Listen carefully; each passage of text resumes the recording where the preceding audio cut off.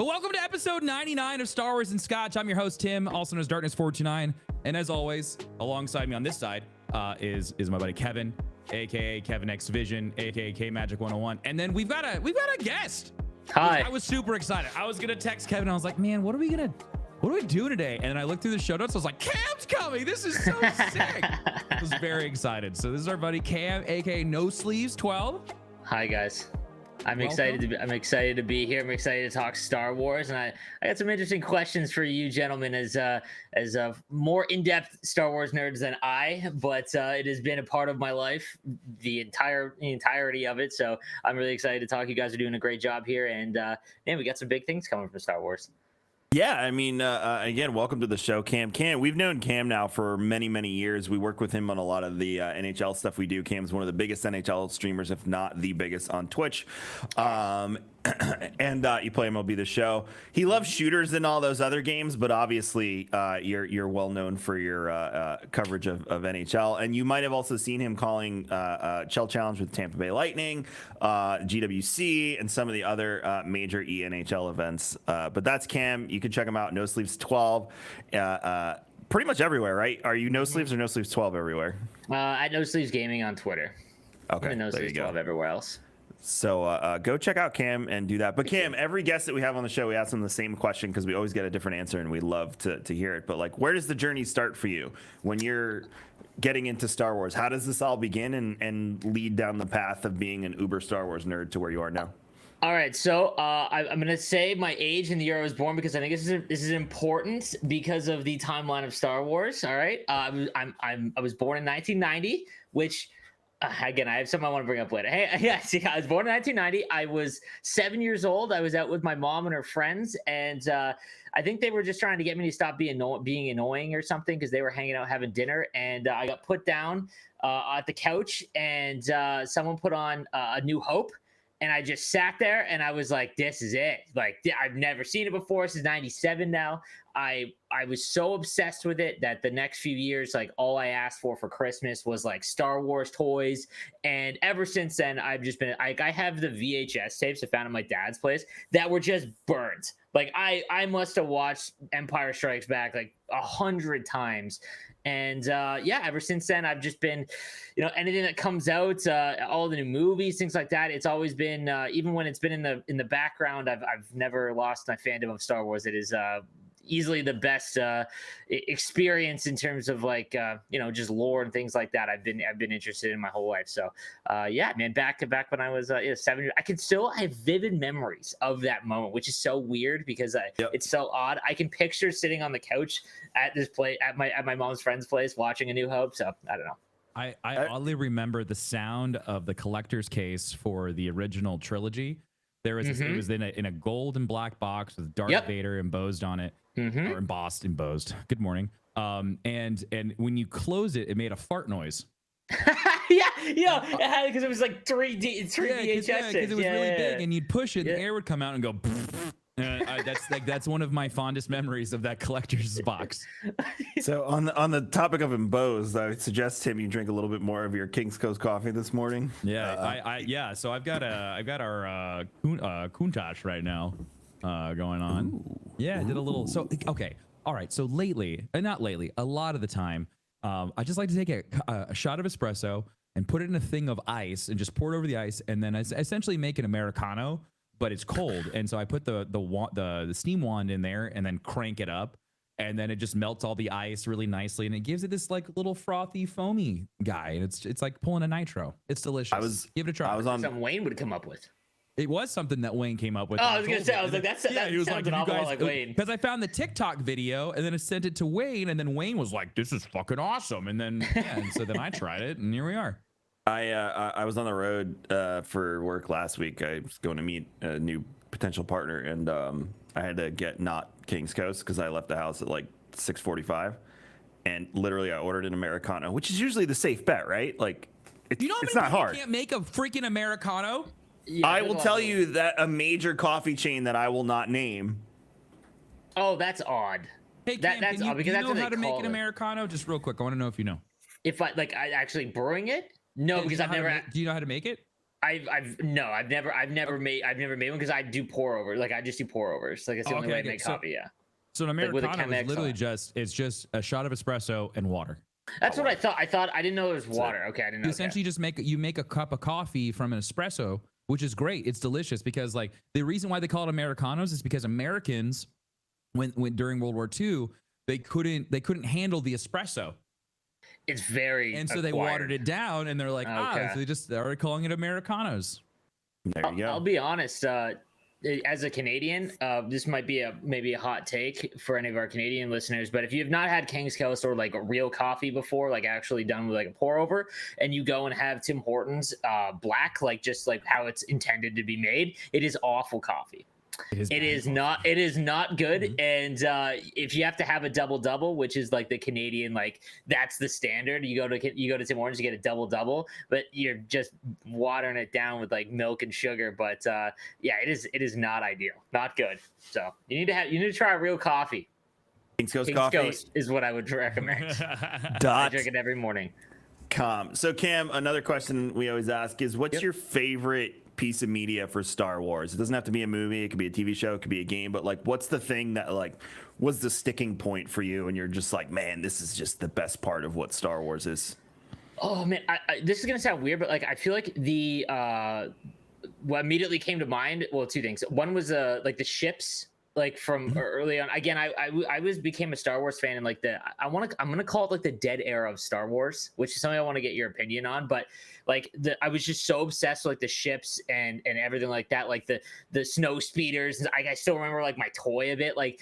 But outside of that stuff, like KOTOR, like I probably put in 1,000 hours of KOTOR and I've beaten it like 3 times. But like I would start it and like just play it through the whole time because like once you know the ending. But like it was such a good game, and it made me so sad about the news recently, because I think there's so many with Star Wars being at its height of popularity, really, in my opinion, other than like when it came out, in the late 70s, early 80s.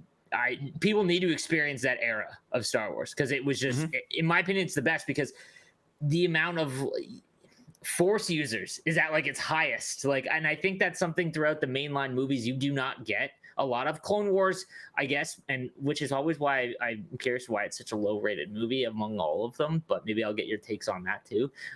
There's just not a lot of there's not a ton of Force users at each the mainline movies, but KOTOR is definitely like my favorite piece of Star Wars media, and it sucks because it's not like all of it's not canon, right? So yeah, but I mean, Tim and I look at legends in a very interesting way. We say that they're legends, they're rumors, they're tales, so they could be true. They might be true. But it could be a story. Revan, the clip that you showed me when the person was in Galaxy's Edge, he's wearing the Revan t-shirt. And and the First Order trooper comes by and he looks at him and he plays a voice comedy. He's like, I see this person knows the legends. And then keeps on walking by. So like they already have recognized that these things are out there and they are being told as like those legends, those stories, the lore that we have come to, like any story that is passed down from generation to generation to generation. That's how they're handling it. They're handling it like a campfire story. Have you heard the tale of Darth Revan? They'll tweak stuff that we knew from KOTOR and stuff like that as they bring these characters in, but I think originally they thought they could just rewrite everything and introduce us to no thing, and the fans are like, hold the phone. No, you don't just get to erase my childhood.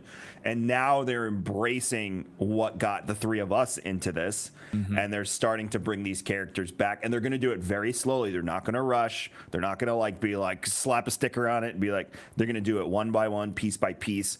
And we saw a little bit of the things we want to see from D23, and we'll go over a lot of that in a few. But the Tales of the Jedi trailer, like getting to see Dooku's past with Sifo Dyas and all that stuff, so interesting because we've never really explored that outside of a few Legends pieces. You guys have stuff you guys want to talk about in order, I'm sure, but so I was gonna let you have the floor first. Okay, yeah. So I know you got questions. I've got questions, and again, like, so my fandom and my level of knowledge is basically all the movies and shows, and and I would say about 50% of the Disney novels, I went on a spree when they first came out. Like I read probably 9 of them. And now it's, I just read the first, I was trying to remember the name of it because I'm not going to lie, my review of it is not very good. Into the Dark, which is technically so like good. You liked Into the Dark? Loved Okay. Into the Dark. It was so good.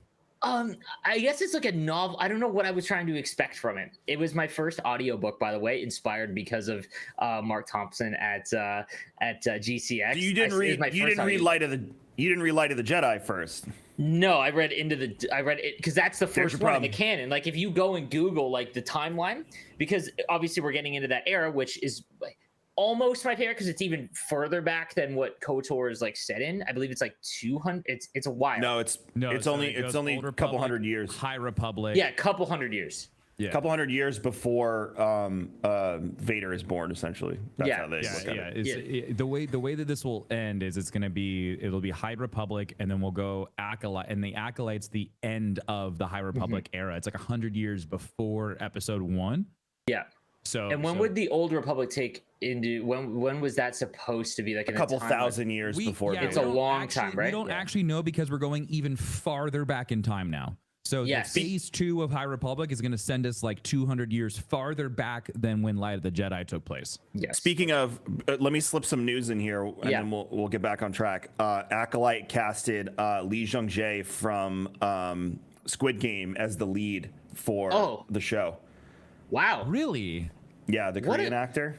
What a crazy career trajectory, that one show that is just it just goes to show like insane just like approach and something completely new that and it usually like I would say movies that are not as well received, I guess, by the masses, if they're not like, because the English dubbing of it is a little rough. I watched it in the English dub. I didn't do subtitles, but it's just a phenomenon. Like, and now he's in Star Wars, which is absolutely crazy. Yep. So we have their code names are Paul and Miri, and so we have our first 2 actor. I can't find her name. The girl that we talked about last week that was cast in the show. So we have our first 2 actors for the role. Jodie Turner-Smith, thank you, for Acolyte. So yeah, that Acolyte is going to be the conclusion of the High Republic. There is heavy rumors that Darth Sidious's master is going to be in the show. So we'll. That's not Plagueis, is it? Yes, it is Plagueis. Oh, okay. That's okay. I was like, are you not saying his name? Is it Voldemort situation or like? They're calling him Paul in the code names. Okay. That's gonna be cool. Have you read the Plagueis book yet, Cam or Kevin? I have not read the book. I read it like years in the Legends one years ago. So we'll get an even younger Plagueis at that point, and he will still be with his master then. His master's name eludes me. But that's interesting, Kevin. That's very, very interesting. I think Plagueis is going to be the master in this. I don't think he's going to have a master. Then the book. Yeah, they'll change. Then the book's going to get changed. Book's not canon. It's Legends. Oh, is that a Legends book? Ah, shit. Mm-hmm. It's very old. It's like 20 years. It came out. It came out a little bit after. I've been listening to the. I when I run out of other audiobooks, I always end up going back to Plagueis. And then I'll listen to a bit, and then I'll just like kind of like put it away. It's a really fun book, but like you said, it's like it's so old that it's just like I'd rather go read the new stuff. So. He's canon. Of course, he's mentioned in tons of canon works, but that story is not canon, so they'll probably tweak it to suit their needs for High Republic. I think a story, because they've done a lot to the main line. Like they have pulled a lot. I mean, well, I'm assuming we'll talk about Andor and even Mandalorian and things like that. Like they pulled new stuff out of all of the out of the mainline movies, right? There is definitely something that like I feel like the fan base would love to see. If you go back, when you watch 4, 5, and 6, obviously, and then you watch 1, 2, and 3 for the first time, or even not the first time, you already know the ending, right? Like, and I feel like that's with all Star Wars, I think that's something that like is good and also bad, because there is a lot of Star Wars stuff where you already know the ending, right? But the path to get there is what makes it interesting. If you go like something that I've never thought about until just now, until you talked about it, is like how the Emperor concocted such an incredible plan. Because if you watch 1, 2, and 3 again, and I just did it yesterday because it had been a couple years, and the plan is just genius. And I have a couple of questions in regards to like some of the things that didn't make sense to me when I was watching it, just from a movie standpoint. Like, it's not really explained in the movie, so I'm curious. You guys will definitely know, but that would be an awesome thing to see if Plagueis has any like. Or that era has like how he came up with this and like how he was going to enact it, because it's a very big stretch. Like, he's a politician, which I guess, okay, maybe he's but like all of these things were so calculated. Like even with Padme and like Queen Amidala and like all of that, like Naboo is not this giant, like this amazing, like, core world planet that's like in high power, but he's like, I'm going to use this planet and I'm going to take over the whole galaxy with it. It's like, it's just a stretch if you think of it from like a logical standpoint, how he ended up there, because he had the plan the whole time. All right, so I'm gonna blow your mind. Hold on. Before you do that, first, Cam, you need to read Light of the Jedi, and then you go back and read Into the Dark, because that one comes first. I was going to do that too. Okay. It gives you all the information on the characters and the world, so you're kind of coming into it. It would be like watching episode 5 before you watched episode 4. That's so weird, because in the time, okay, again, Star Wars always goes backwards because it's number 1, like it's the first one, right? Light of the Jedi is the introduction to the High Republic. We meet all the characters. It's overwhelming. You're like, wow, this is like a whole new world. Rough. Yeah, and then you go to Into the Dark, and you're like, okay, we have a cadence now. You're like, this is awesome. Go ahead, Tim, on Plagueis. Okay, so no, the whole thing. Okay, so first off, Darth Tenebrae is Plagueis' master, and so like the idea of Tenebrae showing up is really fun for me, because Tenebrae, you really get to meet him in the book. He dies in the first chapter. Like, Plagueis like crushes him with a rock. But the whole idea of Sidious, if you go read Catalyst or listen to Catalyst, you will have a much better understanding as to like how deep that plan went, into like what extents they went through to make this war machine work. And then after Catalyst, go and listen to the Aftermath series. It's a slow read, but it'll give you awesome insight into everything that Sidious did after his death. And so like the whole idea of him being the Eternal Emperor is really interesting, because of like Operation Cinder. What, like, even though he was alive, this whole idea, like technically he was dead, but we now know he's alive. This entire plan that he had in place for if and when he died, like he was always 5 steps ahead. Like, and that's the really interesting thing. And he learns that from Plagueis, is the whole idea of like Plagueis wasn't a warrior. He was a scholar. He was an academic. And so he was very, very smart. And so I assume he learned that from his master, of this whole idea of like, putting all these types of plans in place of just in case. Sidious was a student of the Sith. He would go back. We learned in some of the games and some of the books, he had vaults filled with Sith artifacts, holocrons, relics, everything. Part of what he was doing was going around the galaxy and collecting all this information and hoarding it for himself. So, but I wonder if that's because him being the Eternal Emperor, Bingo. What if he assumed that because the body of Sidious current was strong enough to house his spirit, there was no reason for him to worry about moving on. He understood how to live forever. He knew that he could manipulate the Force in a way where he could live for forever. And so if he learned all these skills, then why would he want to have all of his belongings that he had for a millennia scattered around the universe? So he collects them all. Those are all of his belongings that he has throughout his different lives, he has collected throughout time. So that's the theory that, the OG Legends folks adhere to, is one of two things, Cam. You remember in SWTOR, the Eternal Emperor, the Sith Emperor?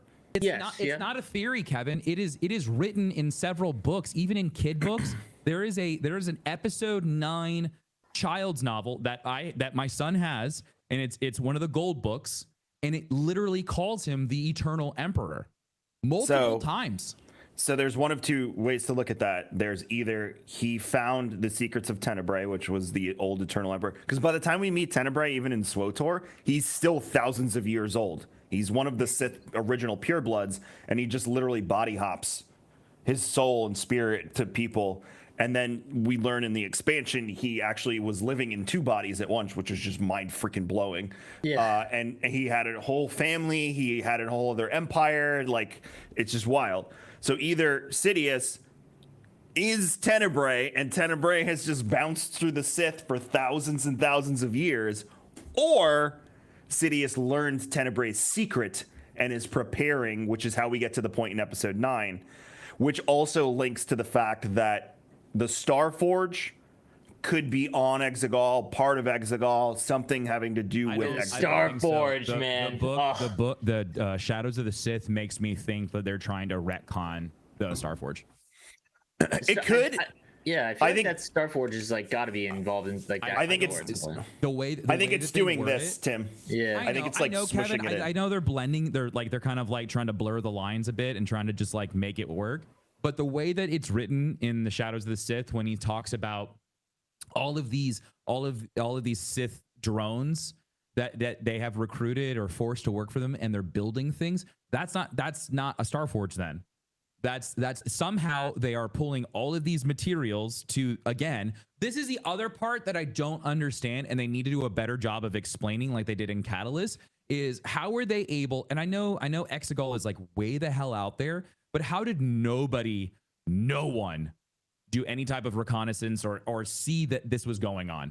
Like, it blows my mind. There must have been planets that were inhabited by people that had governing bodies that had like an actual like galactic system where they're like, hey man, like this planet just disappeared. Where'd it go? You know, why is this planet destroyed? Where did all the materials go? Like there were so many Star Destroyers that, and the other thing of where they're like, we're building Death Star 2, but then we're also building these really compact little planet killers. Like that's the part where I'm having like a really hard time understanding of how can you have this thing going on in episode 6 where they're doing the whole Death Star thing, and at the same fucking time they're over in Exegol building mini Death Stars on top of Star Destroyers. That's what Cam is saying. Like, he's always has a backup plan to his backup plan to his backup plan. I know. Yeah, most definitely. He's always 5 steps ahead, but at the same time, it's just like, I really want to, me personally, Tim, I want to get into the nitty grittiness of it and see like, how did this all work?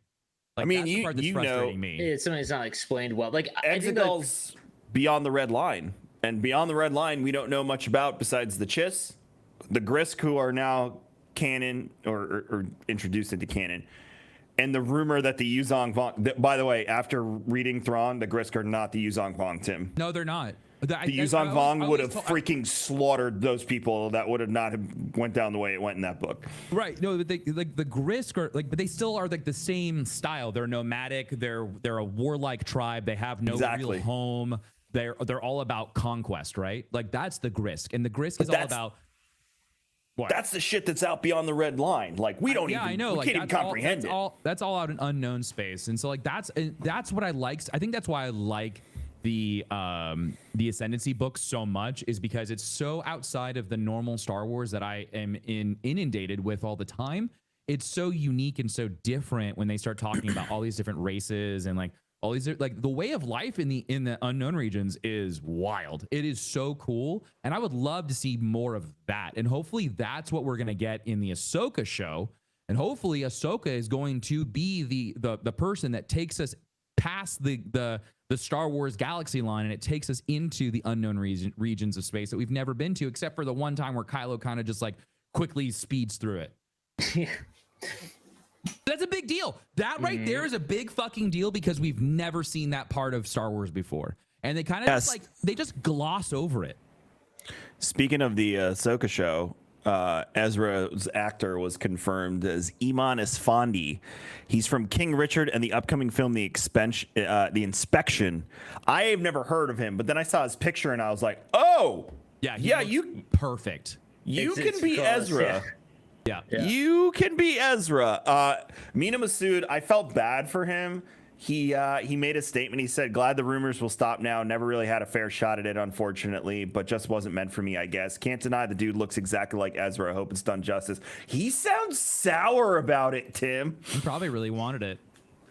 Like, I mean, like this so is sour. probably for someone, but probably in the acting community, I would assume that Star Wars right now is probably the hottest thing that you want to be on right Marvel. now. Oh, I would yeah. assume. Like that's just me just making an assumption. Like just the way that Star Wars is right now, it's killing it. It's crushing it in all mediums, and it's crushing it in books, in comics, in video games, TV, and movies. Like there is nowhere that you can go where you just don't hear Star Wars. Like Tim, hear me out.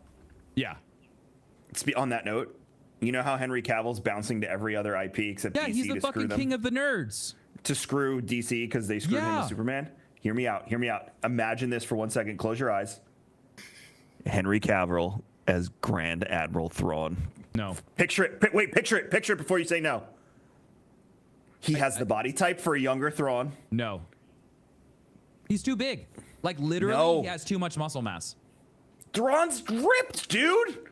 Okay, I don't know what Pornhub Star Wars fiction that you're watching, but every character model that I've ever seen for Thrawn is a very all the chits are very slender. They're not like they're not like big warriors. Like yeah, they're warriors, but like Thrawn is not a big dude. He's very slender. And Henry Cavill is a big guy. And his body, like he doesn't have a face for it, man. He needs an. He does have the face for it. He has the jawline. He has the hair. He has the face for it. That's what I'm trying to tell you. Okay. When would he like Go yeah, back. I wanna see him Go in live back to the action. scene in Clone Wars where Thrawn is throttling those droids, absolutely destroying them with just a rod and flexing while he does it. Go back to that scene and get back to me. Henry Cavill's too big. Nope. The He'd man's be perfect. Superman. I mean, that's a good point. I feel like he is. He could Superman. he could shed a little bit of like muscle mass to play Thrawn. Christian Bale does it all the time. Christian Bale's a different breed. Christian Bale is a completely different person. He's a compared to different Henry breed. Cavill, my dude. You should. Oh my god, I love watching Henry Cavill work out. that man, his shoulders are goals. I just want bolder shoulders like Henry Cavill. I just think if you gave him red contacts and blue skin and let him thin out slightly, he'd be perfect. I mean, like, okay, sure, but I don't think Henry Cavill is the right person to play Thrawn Nirodo. I have a question for you guys. All right, so this is what I was talking about earlier. Like, so this is what brings this up. My mom told me, I was talking about how I was obsessed with Star Wars as a kid. And my mom told me that when I became a Star Wars fan, it was impossible to find stuff, which blows my mind because if you think about now, Star Wars at its height, right? Like you can't miss it, right? But in the 90s, I think a lot of people forget that like Star Wars was just not at the height. Like it was, I don't want to say dying, but like there hadn't been anything for, almost 2 decades, right? So when you were growing up, all right, who was your favorite character from Star Wars before Episode 1 came out? Before you saw Episode 1, what was your favorite character? Chewie. It'd probably be Luke. Okay, so I was about to ask this. What is the one character that you want to see more live action for, that is on a highlighted level from your childhood that you think deserves that needs that? And I'm curious if we have the same answer. Because we got Boba Fett. Boba Fett is 5 minutes, which is wild because that's everyone's favorite. But he has 5 minutes of screen time in 4, 5, and 6, essentially, other than like the expanded. See, when they all of the cool guys though, like let's use all the bounty hunters for example. Like they all got justice in Clone Wars and in Rebels. Mm-hmm. We've got and those are all the cool guys, and everybody's back. Like that's the who does not have a cool like lore focus points of 4, 5, and 6. Just I'm curious from the Ewoks. We're talking cinematic universe, right? Yeah, so like you watch 4, 5, and 6, right? And then from your childhood, like give me a character that you don't that you want, that you need to see a focus point, kind of like on the same level as Boba Fett. I mean honestly, if the only person who hasn't had like enough screen time, I think, is probably Lando. But that's a frustrating part because Lando in Solo was really fun. Big part of it, yeah. Lando in Shadows of the Sith, really fun. I would love to see a Lando Calrissian show because he gets into shit. Like he's really his character's really fun. He gets comedy would be very good. Yeah, he's got like this nice harmonious like in between of being funny and Suave. serious like all the time. Yeah, he's very suave. Like he's kind of a ladies guy. It's fun. I would totally be down. Like it's almost like a James Bond or like an Mission Impossible kind of attitude, right? Like kind of Ethan Hunt, kind of more so James Bond in the sense of like I'm a badass, but I like ladies too, or I'll fuck a robot. Who knows?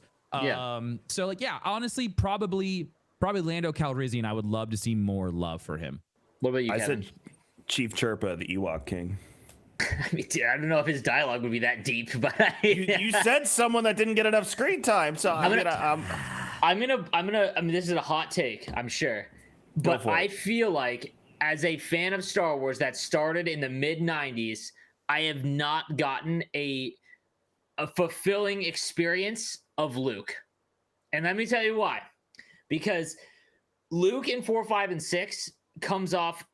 If you were to go back in 4, 5, and 6, he is not among the coolest characters. Like it's Han, Chewie, Boba Fett, Vader. Right? Like he is not. I don't think he is viewed. If you were to ask everyone who their favorite character was now, it would not be Luke. And then in 4 and 5.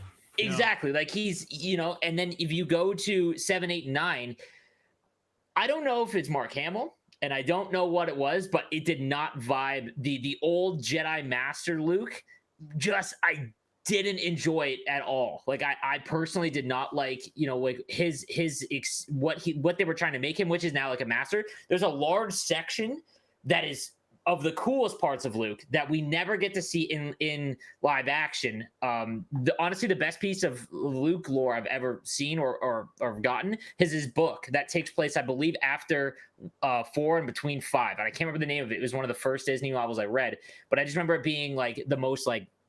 You need to read Shadow of the Sith. Yeah. Where does that one take place? It's in between 6 it's and 9. It's after 6 and it's way before 7. It's So- closer to when you find him in Mando. Okay. So the scene of him and Grogu and them Yeah. like making the or I guess Boba Fett, and it's that Mando season 2.5. So you will learn. I'll give you this because it's very early in the book and it doesn't give anything away. Luke interacted with Rey's parents at one point. That's awesome. I like how they did So more Luke stories from that era are now going to start pouring out because that's really the only time period we have to like have any meaningful interaction with Luke. I think they're going to bring Mara Jade back, and that's going to add to Luke's anger and why he's such a curmudgeon-y asshole when we meet him again. Is something's going to happen to her, and she's going to either leave him or die or something, and it's going to take him to a dark place, which is how he ends up on Octo. I just think he's a character that was, obviously the highlight of 4, 5, and 6, and even a very important character in 8, I guess. It's unfortunate because I think that he won't get enough or until he gets like his own like live series thing, because like the books are awesome because you get to use like they fill in so much, like so many dots, right? But like like when he gets his own show, like which I'm sure will be coming like in the next little while. It's just like something, I don't know, I just feel like I haven't had a fulfilling experience with Luke Skywalker, and he was like the guy early in the like when I became a kid, a fan. I agree with you 100%. I think Luke finally comes into his own in episode 8. I think Luke, you finally see the full picture of Luke Skywalker at the end of 8 when he finally comes to peace with everything and he understands like my journey really isn't over and I'm just going on to my next thing. When you see that acceptance and he kind of just becomes one with the Force, like that's a beautiful way to end Luke's. Well, not really. Like it's a beautiful way to close off that chapter for Luke. Yes. Yeah. Closing it off. Yes. Yeah. I will say Shadows of the Sith give a completely different picture painted to Luke Skywalker. Like he is portrayed in a completely different light than he is in 4, 5, and 6 in the movies. He's not the whiny, bitchy Skywalker. That's exactly why anymore, I love that book too. He's not like the whiny Skywalker like his dad was in episode 2 and 3. He's like, I just want to go fight the Empire. It's not that anymore. You can tell like there's so much between the end of 6 when the Death Star blows up and the destruction of Luke's temple. There's a lot there. There's a big gap in time, and they're starting to paint that picture. They do it in Shadows of the Sith. We get a nice picture of it with Boba Fett and Mando and Ahsoka, and they're all there and happy. So like they're giving us like little nods to Luke Skywalker. I just don't think that we're really going to get a show. I don't. That's what I'm saying. To your point, Cam, I don't think he has enough weight to carry a show. I think they're going to continue using him as an ancillary character, and he just kind of shows up every once in a while. Him, Boba Fett, Mando, and Ahsoka are now able to kind of just like transcend the barriers of shows, sprinkling on top of each other, and kind of just like walk into the group whenever they feel like it, because it keeps people hooked. When you can bring Mark Hamill back as Luke Skywalker, de-age him, make him slender, but he's still able to do all the mannerisms and actually give the tonal inflections and everything else of how Luke Skywalker behave. Oh my God, that's so fucking cool. But but Mark Hamill doesn't have the ability to carry a show. No, I agree. Like and like up until, because I remember waiting even when all the new shows and whatnot came out. Like the end of Mandalorian, you got like the Darth Vader Rogue One scene. Like there is not like he's cool. It was the inverse of it. It was so awesome. He's cool in the movie, like in 4, 5, and 6. Like he is cool, but there is so little force in the Jedi being used, which is what I think is just so weird about 4, 5, and 6. And like Luke, he is like obviously the protagonist, but he just doesn't get enough of like much like what Vader had. Vader now, you see, like in the movies, he's technically just like, you know, like a henchman. He's an attack dog. Exactly. And you see how vicious he is in all the shows and lore before it now, because they're showing you what he's like, right? And the world embraced him as the cool villain, and they were like, oh, Vader's fun, Vader's cool. And then Lucas was like, no, I don't want you to think of him that way. So he had him slaughter children in episode 3, and everyone was like, all right, that's dark. And now they're bringing that even more to the forefront by showing you how Rogue One was the next step, Obi-Wan was the next step. Like they're really showing you how awful he is as a person, and struggles with his demons, because he does have redeeming qualities. Did you watch the return of, or what was the behind the scenes for Obi-Wan? The gallery. I forgot how. I'm watching it this weekend. They call it something else. It's like Return of the Jedi or whatever. The light. It's light work or light. I remember Return. I think they just released it with Disney Plus Day. Yep. Anyways, I want to go to the piece of when they were interviewing Christian. Right? No. Hayden Christensen. Holy, I always do that. I always want him to be Christian Hayden. Christensen. Yeah.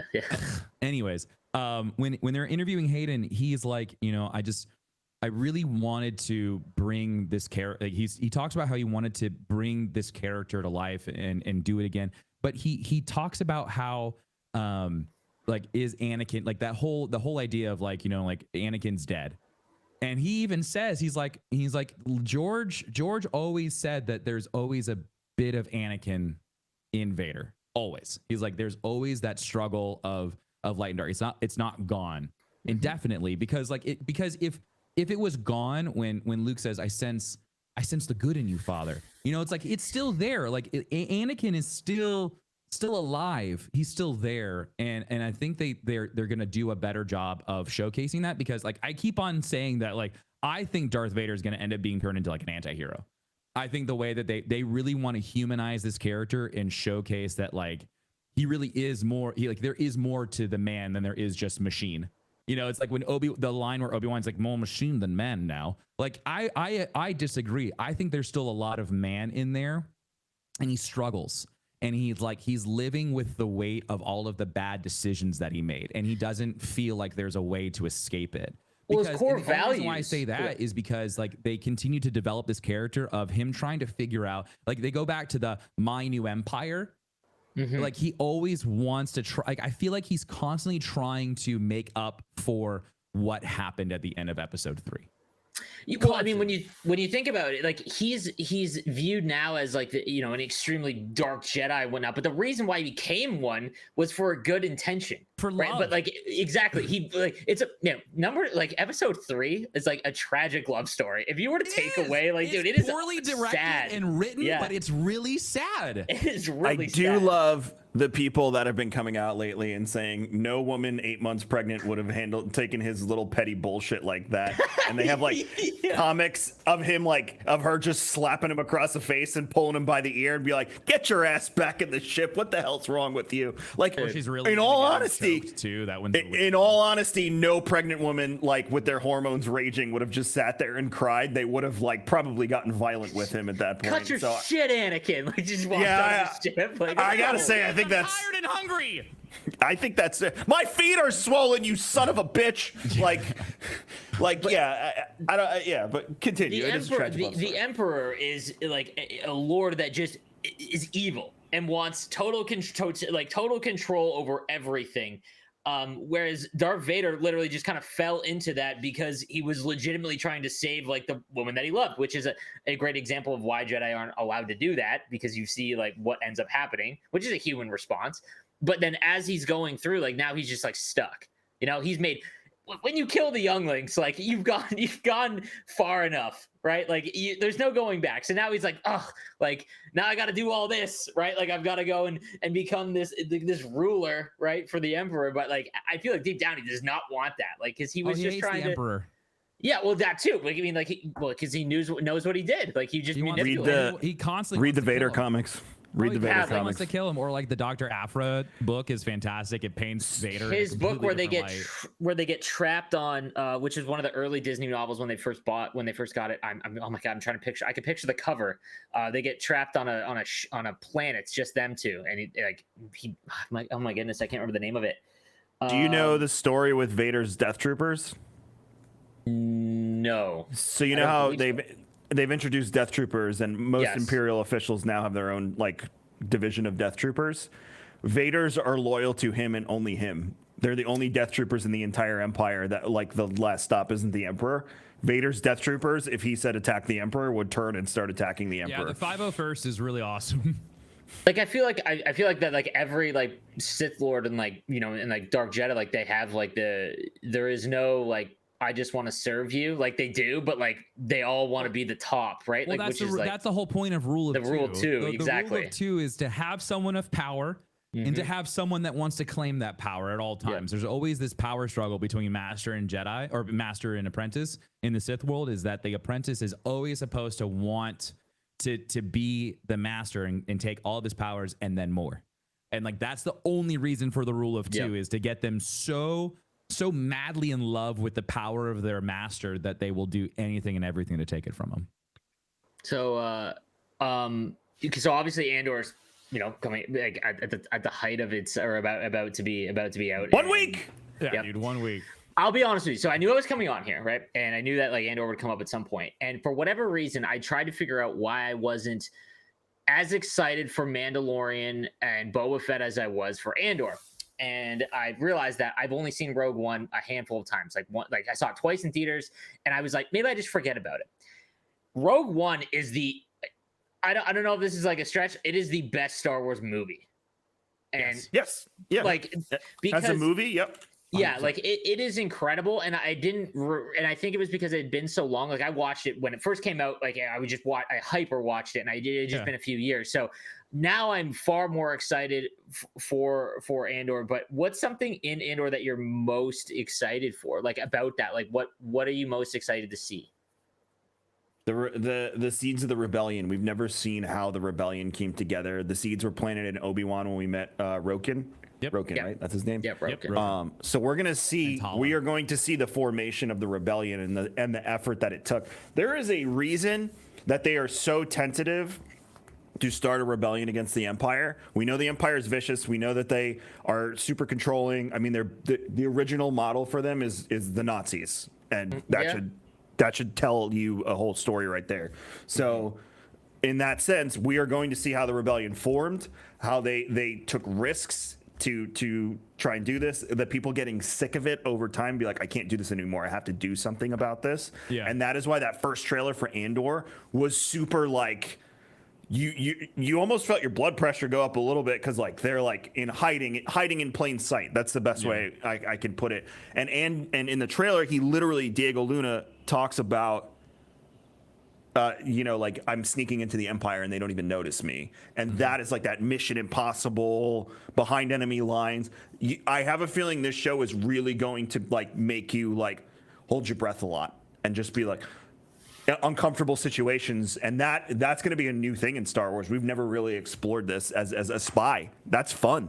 Yeah. That is true. I guess that is something that's like the rebellion, like, and remove like for the casual fan base, which is the majority of the fan base. Like you have to assume that like they watch the movies and maybe Right. one or two of the shows, right? Like I guess that's another thing. I have a couple other things like from watching the first 3 movies again, but that the casual fan base, yeah, like the start of the rebellion is not really thought about. It's just like, oh, every antagonist needs a protagonist. It's like, oh, here's the Empire, and now you've got the small rebellion, which is kind of what 7, 8, 9 is again, which is like, if you were to just watch the movies, it's so weird how they like, oh, 4, 5, and 6, they make 1, 2, and 3, and it's like they forgot what 4, 5, and 6 was, and it's very similar. Like if you just were to like write the story and just change the characters.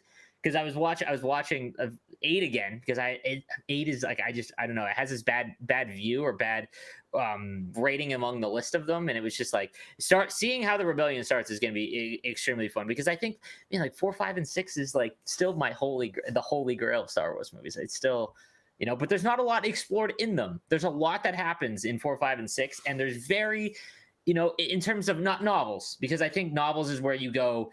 You have the casual fan. That's when you kind of go to the next level, when you like need that. And then they just are like, oh, there's a book about it, whatever. But I feel like live action and making TV show and movies, that's when it really becomes for the casual fan base, a lot more important. There's something. So I watched Rogue One, and there's something that didn't make sense lore wise to me. And so Galen or Urso, right? He is in charge of developing the Death Star, right? Yep. Is he the one that comes up with it? Not entirely. Okay, so if you read Catalyst, you'll get the entire story of Galen. So Galen was originally, he was an energy researcher. The whole idea was he was trying to come up with sustainable, renewable, clean energy to go out The Kyber crystals. and fix the outer rim. So the outer rim during the Clone Wars gets obliterated, just completely just decimated during the Clone Wars. So his idea, when he wanted to do, is he wanted to use kyber crystals as a form of energy to help the outer rim. Now, Krennic and Galen are friends, and Krennic, he ends up convincing him that Galen is actually working on this renewable energy project that is being funded by the Empire. What he doesn't know is what's going on is they are compartmentalizing all of these different research groups to make them think they're all working on different things, when in fact they're all working on the Death Star.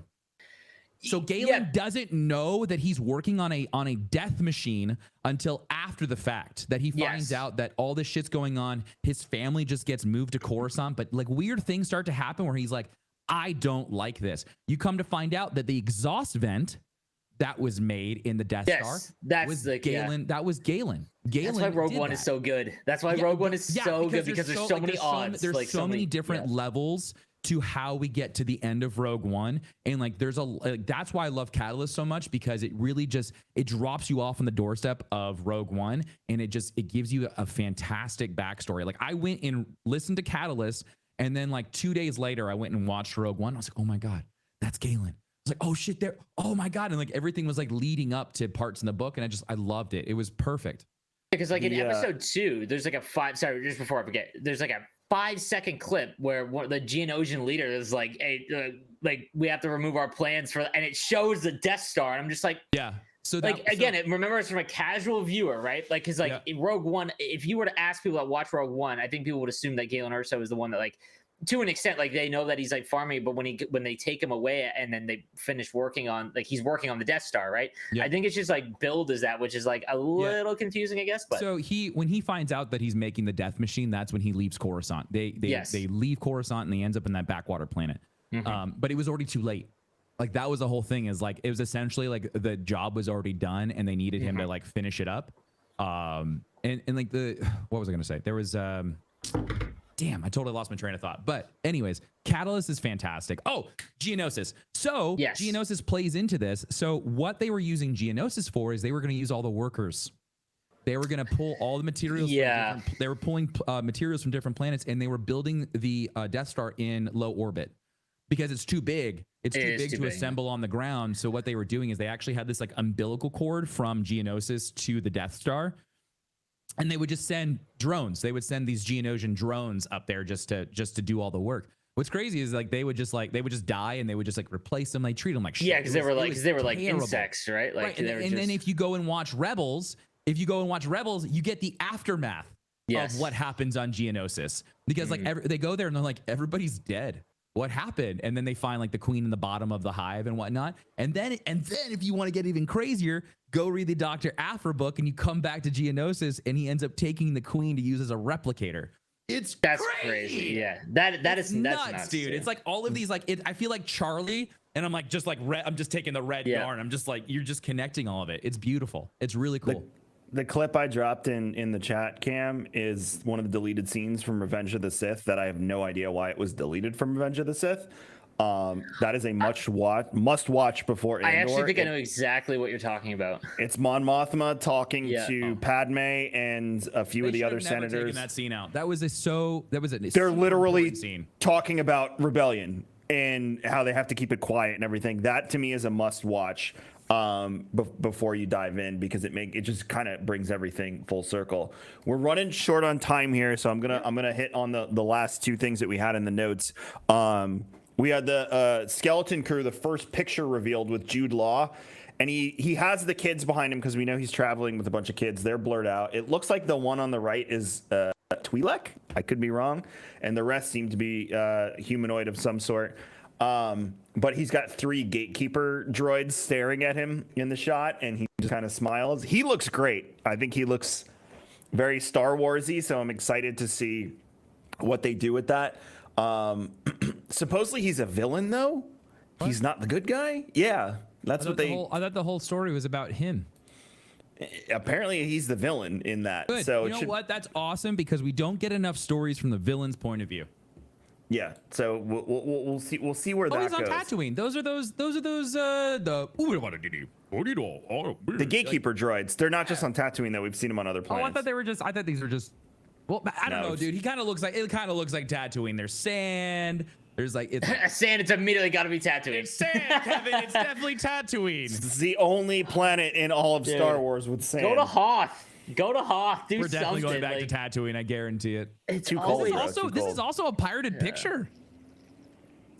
Because that's leaked. Oh yeah, no, it was only supposed to be for the D23 folks. There was a few they things showed it at D23. God, I'm so tired of BCD stuff.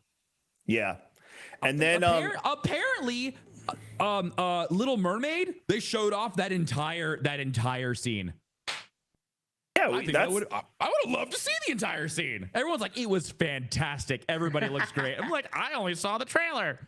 So tired of it. Okay. I got you. I'm just saying, just like in general at D23, there was a lot of BCD stuff.